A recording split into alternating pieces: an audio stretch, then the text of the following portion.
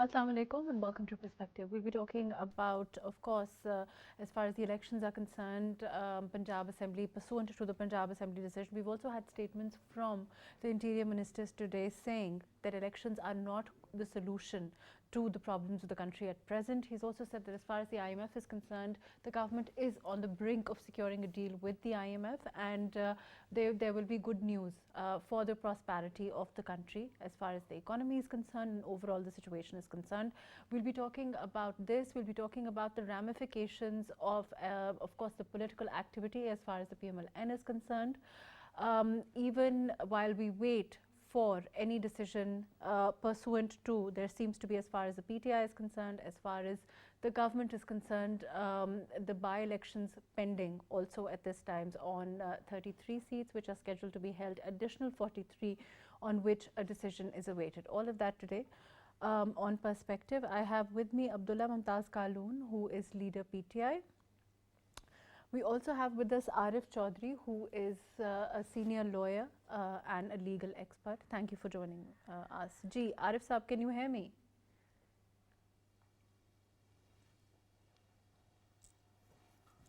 Ji, Arif Saab, looking at the situation at this time, as far as the overall legal situation is concerned, pursuant to the decision of the Lahore High Court, how do you see things panning out, considering the fact that we have at this time the army, which has said that they don't have the personnel to deploy and assist as far as the elections are concerned? The judiciary has also said that they cannot, cannot provide the officers, judicial officers, at this time. During the electoral process. The funds also are an issue as far as the overall economic situation is concerned. In that kind of a scenario, what do you expect?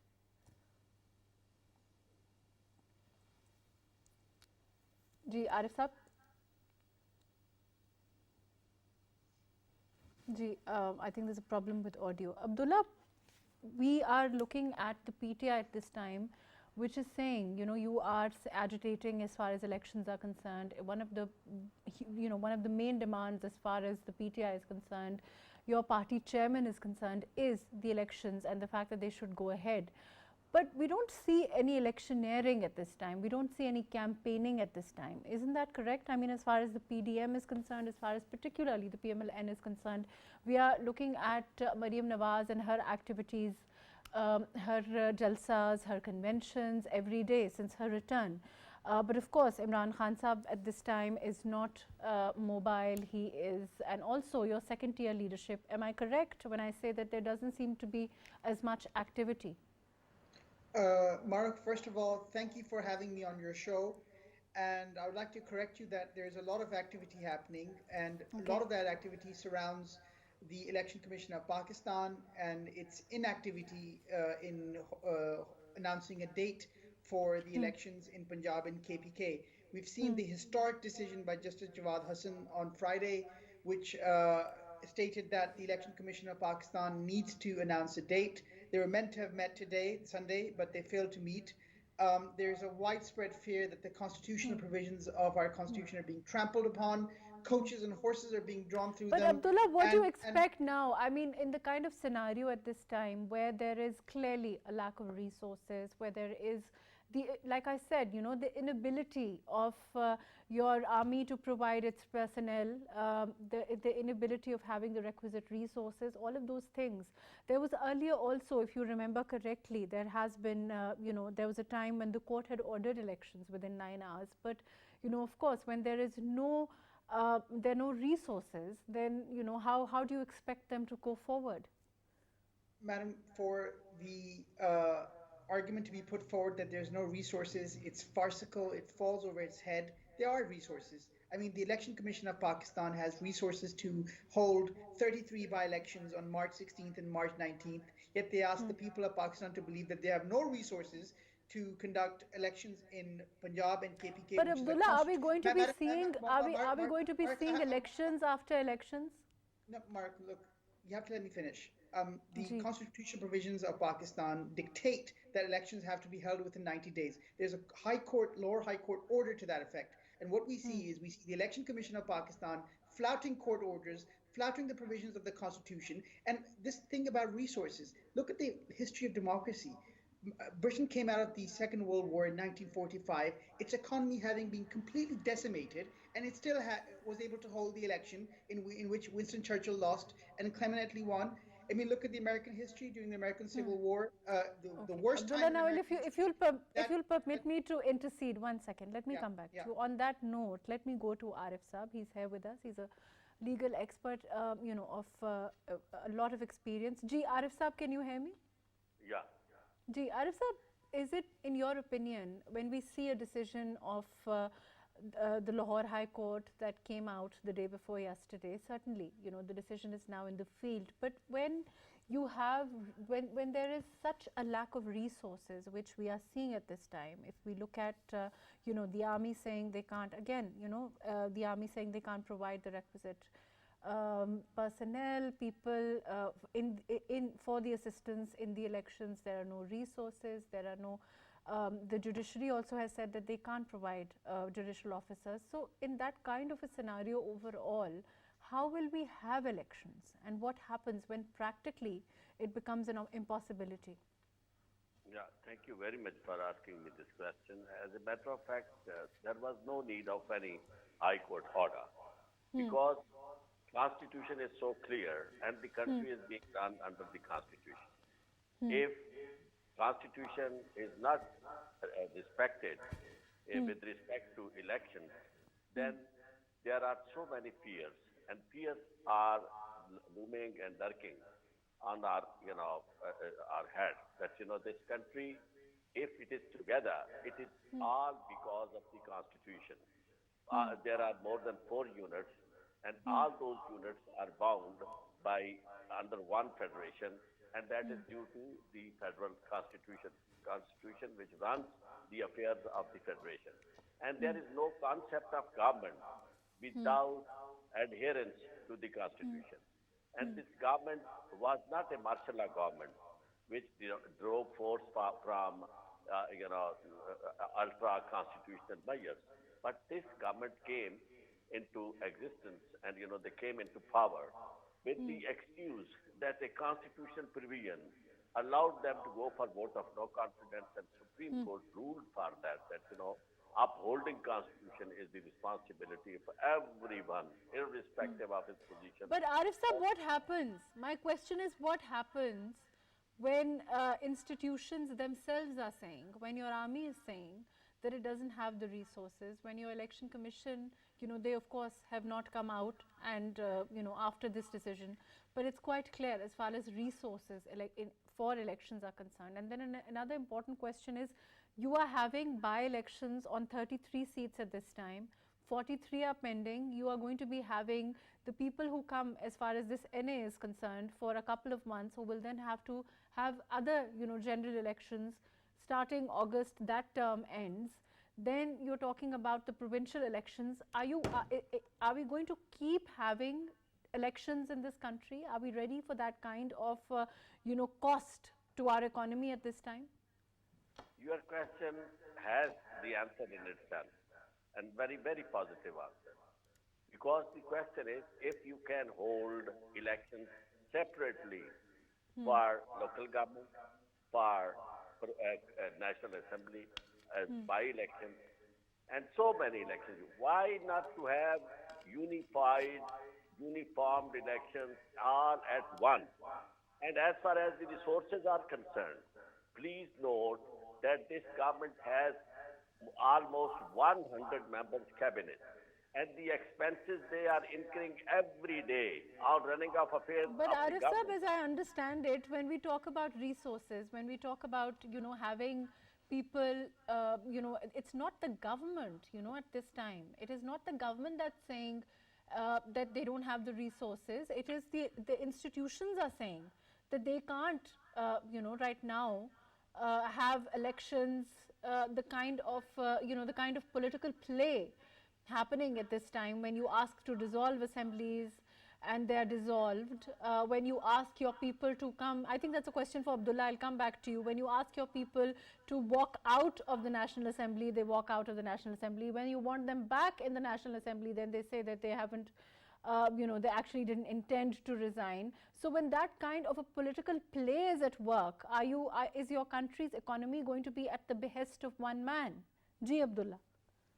Mahrukh, first of all, this is the first time in the history of Pakistan we see a political party, or in fact, a consortium of political parties who seem to be running away from elections. I mean, normally you have a situation where democratic parties are always ready to have elections, but here, for the last 11 months, the Pakistan PDM has been running away from elections. That's the first thing. But Abdullah, is Second that thing, running away from elections when you even today, Maryam Nawaz spoke to her people and she said, she was categorically, is this running away from elections when she's talking to people, when she's saying that, even today she said that when you want the country to be back on track, when you want the economy of the country to be back on track, you ask Mia Mohammed Nawaz Sharif to come and run the country. But when you, according to Maryam Nawaz, she said this today, when the country goes down the drain, or there is an economic problem of such a huge magnitude, then there is invariably, the answer seems to be with the PMLN.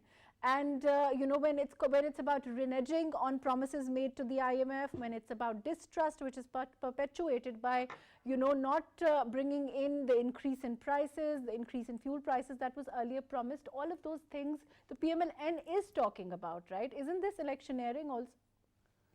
No, it's not electioneering. I mean, what we've seen thus far is clear evidence of the PDM en masse running away from elections.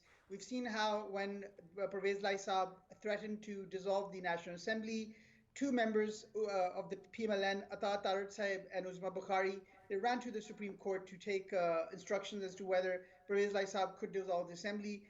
Now that the Assembly has been dissolved, what we see is the Election Commission of Pakistan, which its sole purpose is to be ready to hold elections. Why did your party resign en masse? Yeah, Mark, you have to let me finish and then one want question. to go back in. I mean, it's clear. Isn't there an agenda here? Mark, I feel like I'm being bombarded with questions. It's one question, one answer. I have to finish answering your first question before you come to the next question. So the first question I have is, the first answer I have is, the Election Commission of Pakistan has plunged this country into a constitutional crisis. It's impacted on investor confidence. Our economy has been affected. Exports have been affected, remittances have been affected, and you see how Ishaq Dar's failed policies have brought our country on the verge of economic meltdown. And as far as you're saying about electioneering, PDM does not want to do any electioneering. I mean, the only electioneering they seem to be wanting to do is to try to sustain this artificial bubble as long as possible, which I'm afraid will no longer be sustainable, because the courts have clearly said. On that note, let me come back to you. We've heard you. I didn't interrupt. Let me come back to you. J. Arif Saab. Arif Saab, when we talk about the kind of practices at play, let me ask you as a lawyer, what happened with the National Assembly of this country when, one man decided that his party and his members, more than 100 of them, would resign. They resigned. It was a very public resignation. It was a resignation that was then, something the PTI felt was something to be proud of, and they said that they had resigned, and that it should be accepted ASAP. Now that same resignation, some of those same resignations are being contested in the courts. Is this the right way to use our courts? Is this kind of political play, in your opinion, what our courts were made for? Mahrukh, since long, political parties, after when they come into power and the parliament is, in the field, we never see anything happening in the interest of the public at large. Does it mean that, there should be no parliament? Constitution. But Arif Saab, does it not mean that practically there is no parliament? When you have everyone acting at the behest of one man, what kind of a parliament is it? No, let me ask you a question. Who is Nawaz Sharif? Who is Imran Khan? How were they so important? Only through the constitution, which allowed them to participate in the elections, and there was a justification for their holding power, and that was under the provision of the constitution, and they got through elections. Otherwise, where do they derive power? I am not vouching safe for any political party or any individual leader. But all what I am going to say that, if you are talking, no, listen, all this, what is happening, right now, different kinds of elections are being held and different kinds of narratives are being built by the ruling government. Are they delivering? Are they bringing country out of any chaos, any problem? All, when they were trying to derail the system, what they said that, we are a rescue team and we are coming into power only to save country, from economic crisis and all what is going to happen, inflation and everything, default, we want to save the country. What did they do for the country? And now if nobody is going to listen, Arif Sab, you have said to me, give me a chance. If nobody is going to, Arif Sab, you have said to me, you have said to me on an earlier occasion, I hope that you remember, that vote of no confidence is a constitutional and legal measure. Is it not? Yes. Right. And election is also constitutional measure. It is a constitutional and legal measure. So pursuant to that vote of no confidence, the government, the federal government at this time has come in for its requisite period. Is that correct? Yes. Asking and it to... Listen, when the Supreme Court gave a decree that, nobody can change his loyalties, and by changing the loyalties, nobody can, bring the government, into peril. When there is a decree of the court, then it means there was no sanction for this government there, because this government came through an ultra-constitutional measure. At that point in time, when I was saying this, that, it was constitutional, there was no, decree by the court. But after when the court decreed that those who have changed their loyalties, those third courts do not have any, they cannot vote against their party. There was no voting by the people who had changed their loyalty.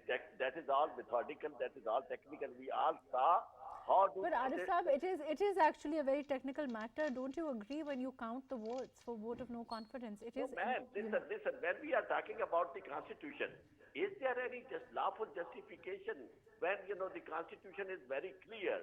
And, I am asking about those elections where the assemblies have been dissolved. They may say that, we will hold election for the National Assembly. Arif Sahab, let me ask you a question. Let me ask you a question. I have to go to Abdullah also, but just answer this question. When you are at this time looking at the political landscape of this country, do you agree, yes or no, that it has been the subject of political, there are, the kind of political play that has happened as far as dissolution of assemblies is concerned, as far as walking out of the National Assembly is concerned, perhaps, at least in my lifetime, I have not seen before. Isn't that correct?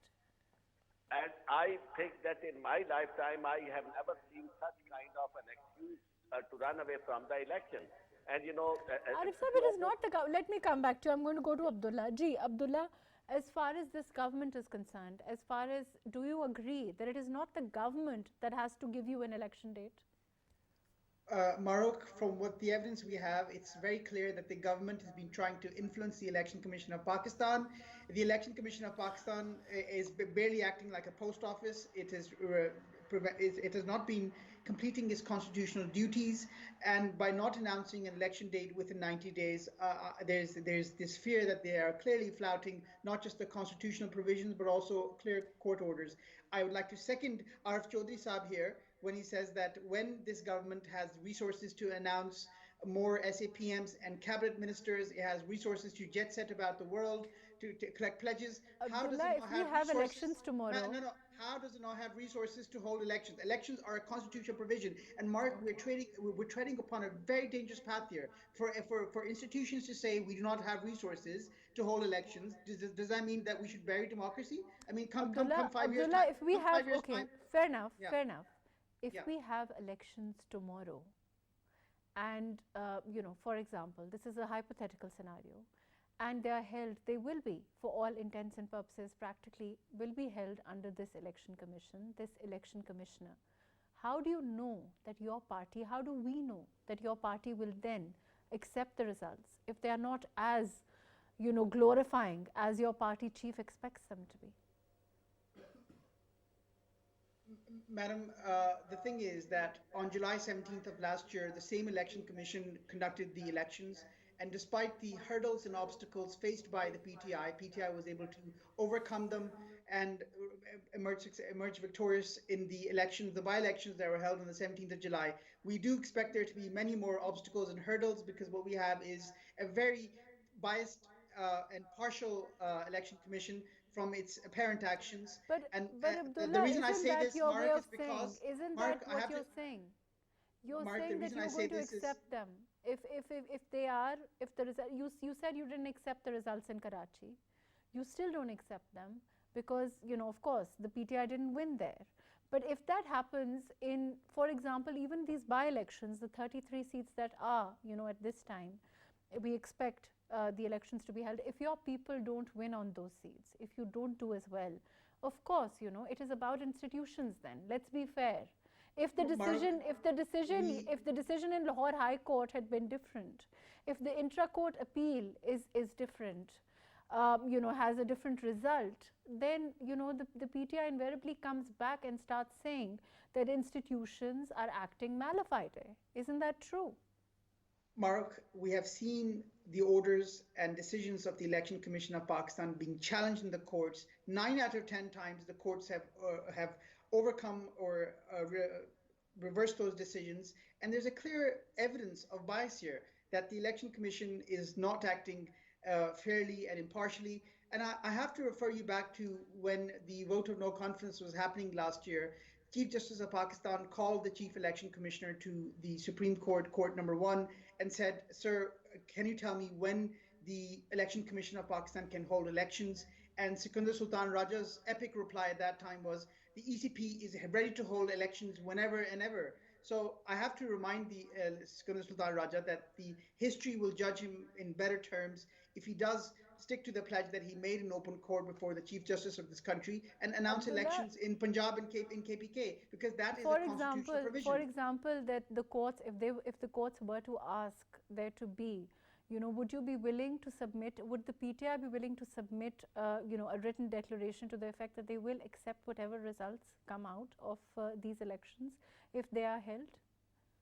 Mark, you seem to be asking me a question for which you know or know the answer to. I mean, there's a lot of ifs here. The first if that the Pakistanis are facing today is, will we have an election or not? Will this rump of a parliament or a regime, fascist regime we have in Islamabad, cough up the resources to announce elections in the Punjab and KPK, which are a constitutional provision? That's the big if. That's the if that we have to overcome. It's not about a PTI Abdullah, giving let declarations. me go to Arif Saab. I have to go to Mark, Arif Saab, but my one it, question I want to ask you is, yeah, is, yeah. is as far as the PTI is concerned, as far as this whole exercise is concerned, do you think that overall, as far as what will happen if, for example, you know, just as a hypothetical scenario, I know that these are all hypothetical scenarios, but if we were to look at it rationally, if the PTI were to consent to wait, for example, for a period of, let's say, 4 months for these elections, do you think that there would be, is there a fear that the popularity, whatever perceived popularity the PTI seems to have, whatever wave they seem to have, would perhaps be reduced? You would not be as popular. What is the fear here? Mark, it's not about popularity now. The game is much more serious. It's about the Constitution of Pakistan. The provisions of the Constitution are so clear in black and white, that the elections have to be held within 90 days. It's not about popularity. It's not about Ishaq Dar drowning the country's economy down the drain. It's not about that. It's not about this country having 2 weeks worth of imports. It's about the provisions of the Constitution of Pakistan, the most sacred document there is after our Quran Pak. And if we were to drive coaches and horses through this document, what precedent will we be setting for history? Will we be telling future Pakistanis that there is a way to undermine the Constitution of Pakistan just because we don't seem to have resources to hold elections? Abdullah, is it true that there was disagreement? Is it true that there was disagreement within your party on resigning en masse, you know, from the National Assembly? Yes or no? Mahrukh, PTI is a very democratic party, and there was lots of voices at that time, but the overall consensus at that time was that we should resign and not be part of these proceedings, which were clearly malified. I mean, we saw the opening up of the illegal stock exchange in Sindh House. There's clear evidence of some MPAs in Punjab being bought like cattle in the just last month. So the PDM has Allegations, used right, allegations which every the rule in PTI the has not playbook. been able to prove, unfortunately.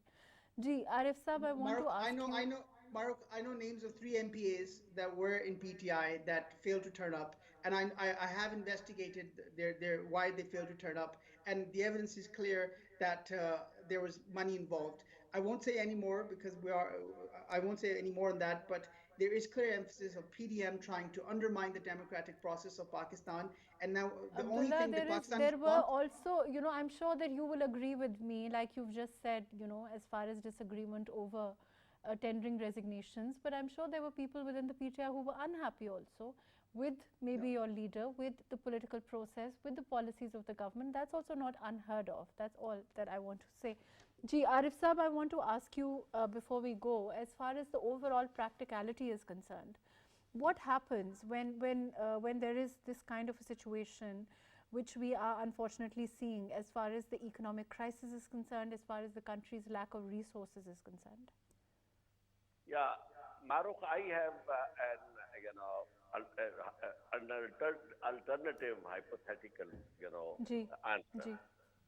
If suppose, and that answer again, that question keeps answering itself.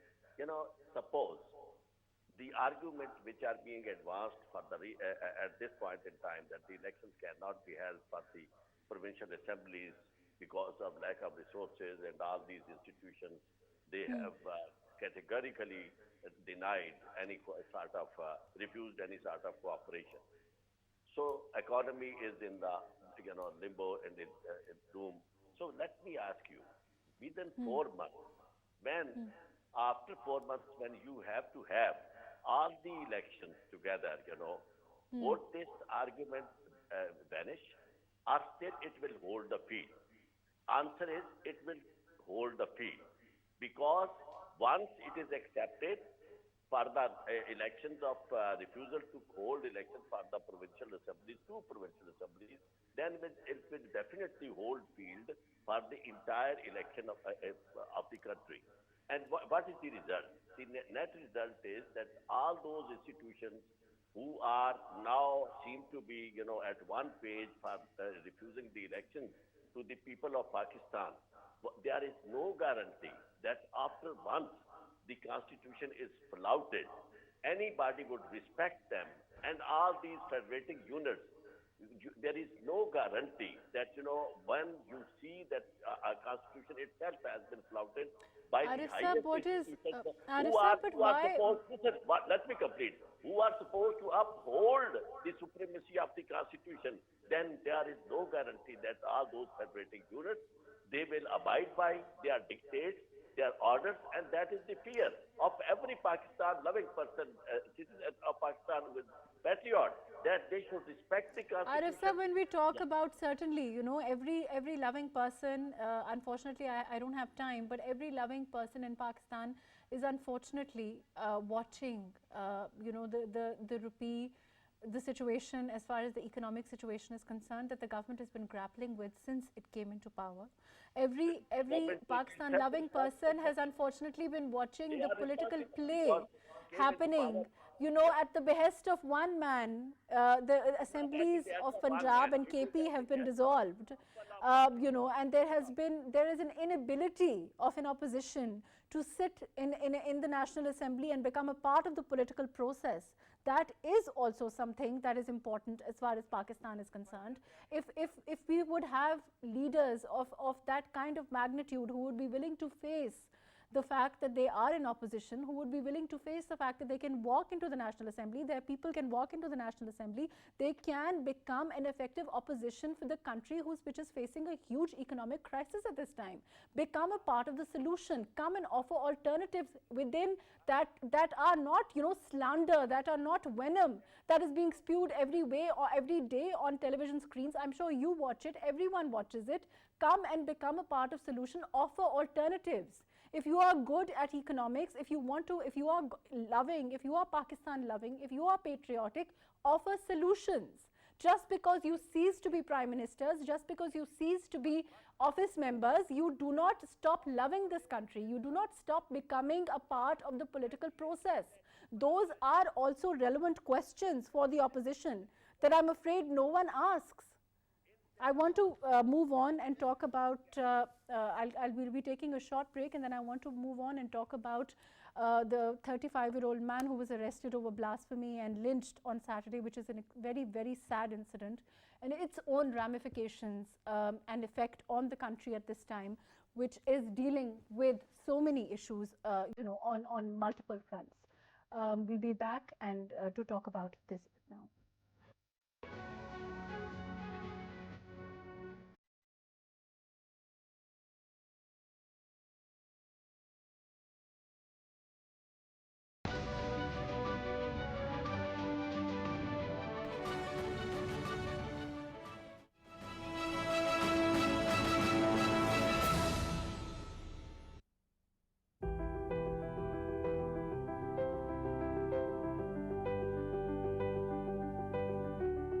Yesterday I was clever, so I wanted to change the world. Today I am wise, so I am changing myself.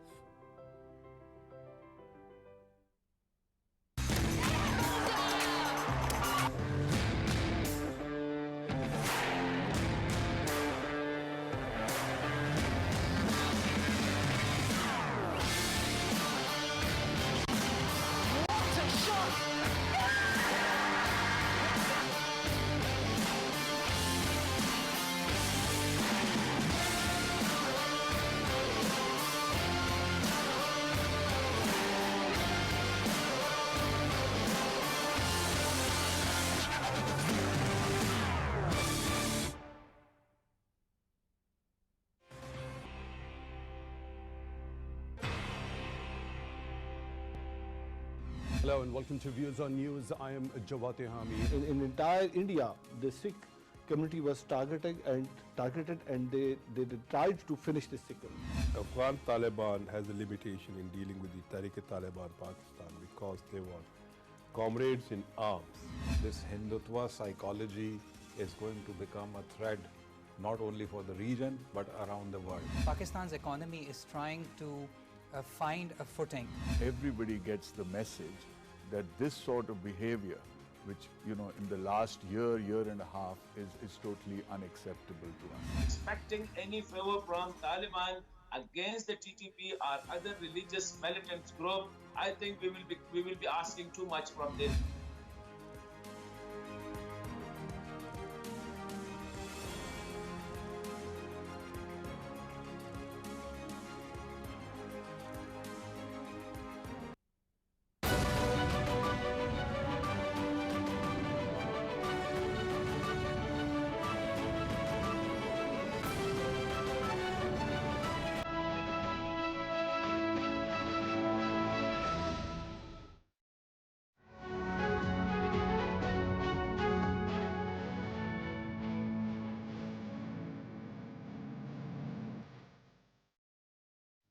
Welcome back.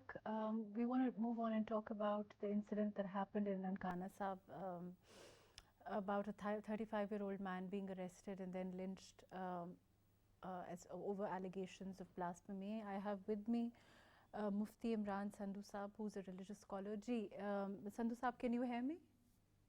Yes, Assalamu alaikum wa rahmatullahi wa barakatuh. Yes, I can hear you. Sandhu Saab, this is, of course, there are no two opinions on what happened and the incident itself, and the fact that, of course, it reeks of a multitude of issues prevalent in our society. How do you look at this, and what are your overall comments and assessment of these incidents that keep happening from time to time? So this represents actually a reflection of how illiteracy has taken over the religious mindset over here. This is the religious. There's a the religious mindset is there that is for sure that people do it, take it as a religious duty to have love of Quran and the love of the Prophet sallallahu alaihi wasallam and the love of the Deen. But this love or this love of the Deen, when it is interpreted uh, uh, uh, in terms of reality, what Deen actually teaches, they don't know that this Deen teaches to be patient as well, and to make to uh, uh, to uh, to embrace peaceful activities as well. Even in if somebody has done wrong, the Deen again teaches to go to take the issue to a court of law, to an arbitrator.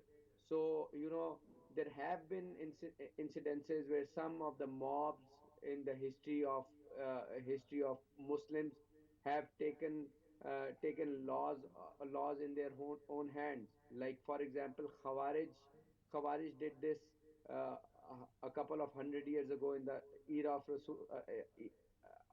Ali radiallahu ta'ala anhu. But this was not taken as something Islamic. It was again taken as a rebellion. So this rebellious attitude is very un-Islamic in its true sense. So Sandhu whosoever Sahab, this is, I think, one of the things that you mentioned to start off. I think, you talked about illiteracy. Why have we as a nation failed to inculcate, the kind of, dictates of our religion, and the fact that, the values that it teaches us, and the values that we have to then pass on, the values that should reflect in, our society? Why do you think that, there is this? Of course, our scholars like you, our intelligentsia, our educationists also, everybody needs to take part in trying to bring a tolerant society, in trying to bring a society which actually practices what our religion dictates, which is not this kind of behavior at all. Yeah, definitely you are right. The only reason and the main basic reason that I think of is that we have not provided the religious education as as it was provided in the beginning of Islam. The true understanding of the Quran and the true understanding of the seerah of our Prophet and the true understanding of the Sunnah of our Prophet, that actually inculcates lots of patience, forbearance, and lots of peace and harmony in the society. Like the basic message of Islam is peace. So anything that goes against the peace, the mob mentality, is not Islamic at all. There are several angles to it. The angle number one is in our colleges, in our schools, the religious education has been ignored uh, blatantly. We have ignored what the act like Islamiyat. Even it is constitutional to teach Islamiyat. In the last few like last 2 or 3 years, there has been a difference. We have changed the course of Islamiyat. We have included the translation of Quran. We have included books of hadith. We have included the seerah of the Prophet sallallahu alaihi wasallam. We have included lots of things that is going to have an impact on the larger society. Right, Mufti Sahab, I will come back to you on that note. I want to go to Dr. Akhtar Ali Shah, who's former IG police. Dr. Akhtar, can you hear me? Yes, of course I can hear. See, Dr. Akhtar, of course, we are talking about the effects of this incident on society. We're also talking about the role that our religious scholars, our educationists overall can play to condemn this, to work towards a society that is tolerant, all of that. But as far as the role of police is concerned, as far as the issue of capacity is concerned, what is your opinion about the overall capacity, our ability to try to curb these incidents, to prevent them? What are some of the problems that the police has faced? This is not the incident of its first kind. If you remember, Sri Lankan manager was also burnt Yes. in Sialkot, perhaps. Hmm. And there are so many other incidents. It's a recurring accidents, rather. Hmm. So one of the major reason is this intolerance in the society, the glorification of such acts during the sermons by some of the ulema karam. Such any person who indulges in such activities either is hailed as a ghazi or a shaheed, and then glorified, so he becomes a model for others to follow. One of the this is the social reason. The other side, we have a constitution which has led that no law should be against Quran and Sunnah. But having said this, Quran and Sunnah, even the fiqh also lays that there should be a due process of law. Any person who is accused of any act which is against any penal law has to be dealt in accordance with law. In Islam, under the Islamic Sharia, a qazi has to announce a verdict. The evidence has to be led. It has to be evaluated. Now, coming as far as police is concerned, when I take this particular incident, it was so sensitive. To my mind, the police should have taken that gentleman to some other place, some safer place, in order to, because it should have been anticipated that there would be reaction against this person. So I think the police probably could not properly comprehend that it would happen. But a good policeman will always assess the situation and be prepared to deal with such an eventuality. But Dr. One of the Akhtar, issues like this are invariably sensitive issues. Issues like this are, of course, we need sensitivity not only from the society but also from police when dealing with these for issues. the police, I will say that disaster management or crisis management in such situations, one of the most essential is preparedness. So, to me, it appears that the police was not prepared to deal with such kind of situation, and perhaps it has happened. Police is always scanty, so the district police or the subdivision in charge should have sent some reserves over there to deal with the crowd. Or also, like you are saying, preparedness is concerned, and also, anticipating the fact that, of course, this is a sensitive issue, the fact that, there needs to be that, like you are saying, deployment of perhaps additional officers, all of those things should have been there. Yes, of course. If you go by the book, it is one of the fundamental duties of an officer in charge of police station that you should be aware what is happening around him, and then anticipate and then take measures to prevent any such kind of incident. But here they have failed to prevent and to maintain public order. Maintenance of public order is one of the essential duties of the police. Here they have failed.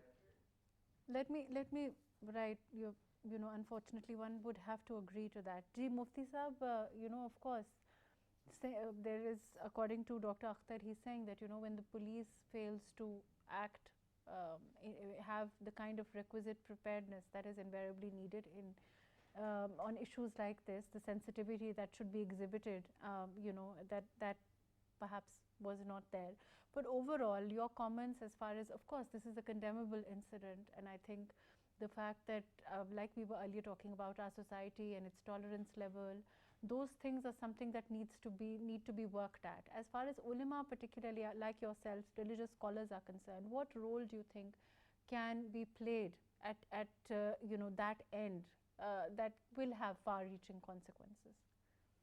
Definitely, I would agree with the retired IG Sahab that things are blown out of proportion. Things are not understood. Especially the love of Deen does not mean that law should be taken in hand at any like. Uh, we should not we should not make these people heroes. They are not heroes who would take law in the hand in the name of the love of the Deen. This is not what Deen has taught us. Deen has taught us, uh, to be more to abide by the Sharia, and Sharia does not allow, and this should be imparted in at every level of the society. When we have a social contract, Deen tells us to abide by the social contract. Like, if we don't abide by the social contract, this is actually the real insult of Sharia. This is the real insult of Quran. This is the real insult of the injunctions of Prophet Muhammad sallallahu alaihi wasallam. Prophet Muhammad sallallahu alaihi wasallam said that even if my daughter is going to break the law, she's going to also get the punishment. So breaking of the law, going against the constitution, this is one part, but the other part is. Right, unfortunately that's all the time that we have. Thank you so much for joining us today, Abdullah Mumtaz Kaloon, Arif Chaudhry Saab, Dr. Akhtar Ali Shah, Mufti Imran Sandhu. Thank you for being with us. Of course, as far as this incident is concerned, one can't condemn it enough. Of course, we need to work towards a tolerant society. We need to work towards a society that is more humane. We need to work towards a society that actually centers around the dictates of our religion, which are more kindness, humanity, and condemns any kind of cruelty to any being. Thank you so much for being with us today on Perspective.